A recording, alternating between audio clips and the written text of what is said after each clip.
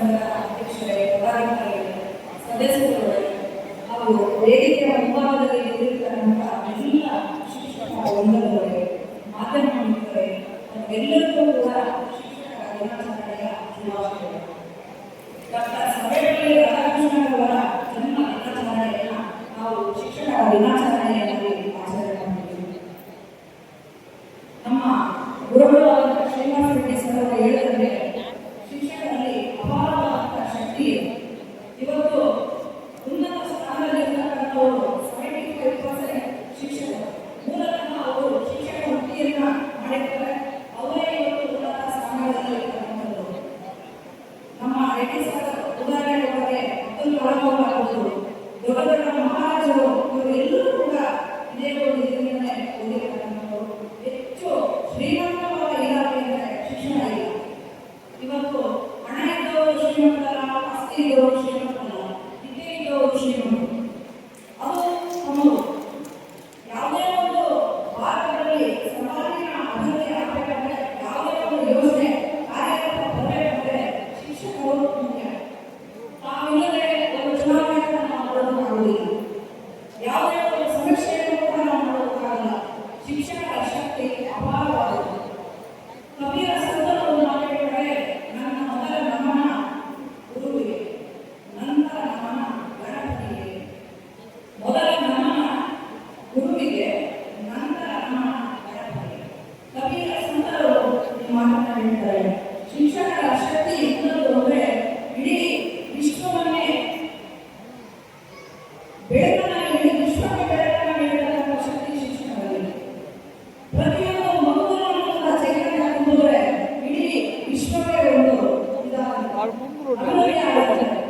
ನಮ್ಮ ಅಭಿವೃದ್ಧಿ ವಿಜ್ಞಾನಿಗಳಿಂದ, ರಾಜಕಾರಣಿಗಳಿಂದ, ಯಾರಲ್ಲೂ ಇಲ್ಲ, ಶಿಕ್ಷಕರಿಗೆ. ಯಾಕಂದ್ರೆ ಅವರೆಲ್ಲರೂ ತಯಾರು ಮಾಡೋದು ಶಿಕ್ಷಕರು. ಶಿಕ್ಷಕರೇ ತಯಾರು ಮಾಡ್ತಕ್ಕಂಥವ್ರು. ವಿಜ್ಞಾನಿಗಳನ್ನು ತಯಾರು ಮಾಡೋದು ಶಿಕ್ಷಕರು, ರಾಜಕಾರಣಿಗಳನ್ನು ತಯಾರು ಮಾಡ್ತಕ್ಕಂಥದ್ದು ಶಿಕ್ಷಕರು. ಯಾರನ್ನೇ ಆಗಲಿ ಒಬ್ಬ ಅರ್ಥಶಾಸ್ತ್ರಜ್ಞ ಆಗ್ಬೋದು. ಸೊ ಉಪಕರಣಿಗಳಂತ ರಾಧಾಕೃಷ್ಣನ್ ಅವರಿಗೆ ಗುರುತಿಸಿರ್ತಕ್ಕಂಥದ್ದು ಶಿಕ್ಷಕ ವೃತ್ತಿ. ಹೆಚ್ಚಿಗೆ ನಮ್ಮ ಸಮಯವನ್ನು ತೆಗೆದುಕೊಳ್ಳೋದಿಲ್ಲ, ಈಗಾಗಲೇ ಹೆಚ್ಚು ಸಮಯ ಆಗಿದೆ. ಸೊ ಹಾಗಾಗಿ ಶಿಕ್ಷಕರ ಶ್ರೇಷ್ಠತೆಯನ್ನು ನಿದರ್ಶನ ನೀಡತಕ್ಕಂಥ ಒಂದು ದೃಷ್ಟಾಂತವನ್ನು ನಾನು ನಿಮ್ಮ ಮುಂದೆ ಹಂಚಿಕೊಳ್ತೀನಿ. ಒಬ್ಬ ಶ್ರೀಮಂತ ವ್ಯಾಪಾರಿಯ ಮಗಳು ನಾನು ಏನಾದರೂ ಒಂದು ಸಾಧನೆ ಮಾಡಬೇಕು, ಸಾಧನೆ ಮಾಡಬೇಕಂತಂದ್ರೆ ಮುಂದೆ ಗುರಿ ಇರಬೇಕು, ಹಿಂದೆ ಗುರಿ ಇರಬೇಕು ಅಂತ ಒಂದು ಗುರುವಿನ ಉದ್ದೇಶದಲ್ಲಿ ಹೊರಡ್ತಾಳೆ. ಪ್ರತಿದಿನ ದೇವರ ಧ್ಯಾನ ಮಾಡ್ತಾಳೆ. ನನಗೆ ಒಂದು ಒಳ್ಳೆ ಗುರು ಬೇಕು ಅಂತ. ಹೆಚ್ಚು ಶ್ರೀಮಂತರಾಗಿದ್ದರಿಂದ ಒಬ್ಬ ಕಳ್ಳ ಆಕೆಯನ್ನು ಗಮನಿಸಿ ಅವಳು ಮಾಡತಕ್ಕಂಥದ್ದನ್ನೆಲ್ಲ ಹಿಂಬಾಲಿಸ್ತಾನೆ. ಒಂದು ದಿನ ಕಳ್ಳನ ವೇಷದಲ್ಲಿ ಹೋಗಿ, ಗುರುವಿನ ವೇಷದಲ್ಲಿ ಕಳ್ಳ ಹೋಗ್ತಾನೆ. ಕಳ್ಳ ಹೋಗಿ ಆ ಯುವತಿಯ ಬಳಿ ಕೇಳ್ತಾನೆ, ದೇವರು ಕಳಿಸಿರ್ತಕ್ಕಂಥ ಗುರು ನಾನೇ, ನಿನಗೆ ಏನೋ ಸಾಧನೆ ಮಾಡಬೇಕಾಗಿ ನಾನಿದ್ದೀನಿ, ನನ್ನೊಂದಿಗೆ ಬಾಗಿಲು ಅಂತ ಕರೀತಾರೆ. ಆ ಶ್ರೀಮಂತ ವ್ಯಾಪಾರಿಯ ಮಗಳು ತನ್ನಲ್ಲಿರ್ತಕ್ಕಂಥ ಎಲ್ಲ ಒಡವೆ, ಹಣ ಎಲ್ಲವನ್ನೂ ತೆಗೆದುಕೊಂಡು ಆ ಗುರುವಿನ ಹಿಂದೆ ಹೋಗ್ತಾರೆ.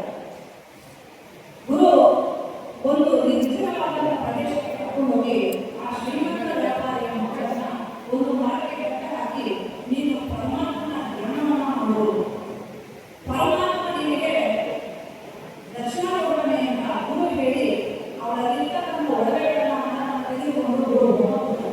ಅಂದ್ರೆ ಗುರು ರೂಪದಲ್ಲಿ ಬಂದಂತ ಕಳ್ಳ ತೆಗೆದುಕೊಂಡು ಹೋಗ್ತಾರೆ.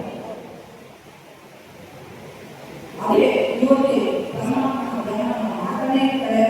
ಅವಳ ದೇಹವನ್ನು ಬಿಗಿಯಾಗಿ ಮೂರು ನಾಲ್ಕು ಗಟ್ಟಿ ಆಗಿದ್ದರಿಂದ ನೋವಲ್ಲೇ ಧ್ಯಾನ ಮಾಡ್ತಾನೆ ಇರ್ತಾರೆ.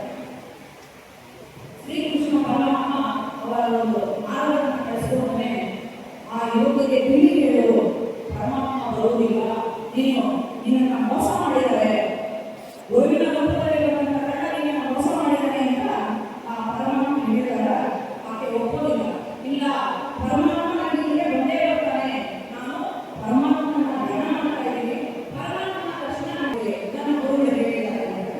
ಕೊನೆಗೆ ಯುವತಿ ಇದೇ ರೀತಿ ದಿನಗಳನ್ನು ಕಳೀತಾ ಪರಮಾತ್ಮನ ಧ್ಯಾನ ಮಾಡ್ತಾನೇ ಇರ್ತಾಳೆ. ಪರಮಾತ್ಮ ಬರೋದಿಲ್ಲ. ಸೊ ಗುರು ಹೇಳಿದಾಗ ಪರಮಾತ್ಮನ ಧ್ಯಾನ ಮಾಡ್ತಾನೆ ಇರ್ತಾರೆ. ಕೊನೆಗೂ ಸಾರಿ ಅವಳ ನೋವನ್ನು ಕಡಿಲಾರೆ. ಸೊ ಅವಳ ಒಂದು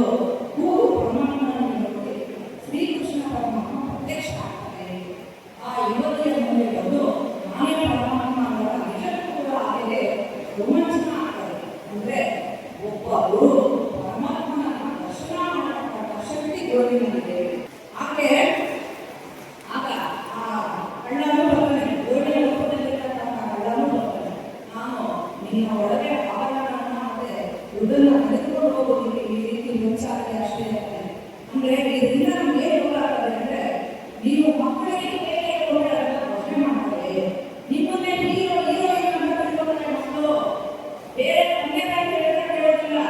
ಗುರುಗಳು ಹೇಳಿದ್ರೆ ಅಷ್ಟು ರೀತಿ ಅಂದ್ರೆ ಅವನು ಕೂಡ ಬಿಡ್ತೀರ ಆ ರೀತಿ ಪಾಲಿಸ್ತಾರೆ ನಿಮ್ಮ ಮಾತನ್ನ. ನೀವೇ ಅವರಿಗೆ ಅವರ ಕಣ್ಣು ಇರ್ತಕ್ಕಂಥ ದೇವರುಗಳು. ಆ ಯುವತಿಗೆ ಗುರು ಹೇಳಿದ್ದು ವೇದವಾಕ್ಯ ಅನಿಸ್ತು. ಪರಮಾತ್ಮ ಬರೋದಿಲ್ಲ ಅಂತ ಮಾರ್ಗದಲ್ಲಿ ಹೇಳಿದ್ರು ಕೂಡ ಆಕೆ ಒಪ್ಪಿಲ್ಲ. ಇಲ್ಲ ನಮ್ಮ ಗುರು ಹೇಳಿದ್ದಾರೆ ಪರಮಾತ್ಮ ಬಂದೇ ಬರ್ತಾನೆ ಅಂತ ಒಂದು ನಂಬಿಕೆ ಇಲ್ಲ. ಪರಮಾತ್ಮನ ಸತ್ಯ ಇತ್ತು.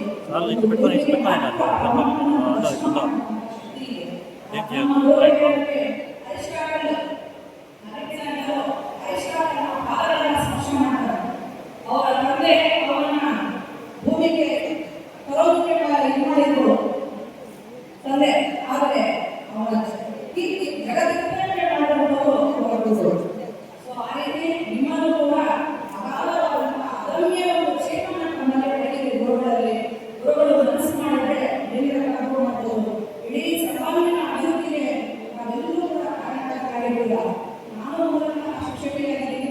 ಜೊತೆಗೆ ನನಗೆ ಪಾಠ ಮಾಡತಕ್ಕಂಥ ಗುರುಗಳು ಕೂಡ ನಿಮ್ಮೊಂದಿಗೆ ಇಲ್ಲೇ ನಮ್ಮ ಮುಂದೆ ಕೂತಿದ್ದಾರೆ, ನಮ್ಮ ಜೊತೆಗೆ ಇದ್ದಾರೆ.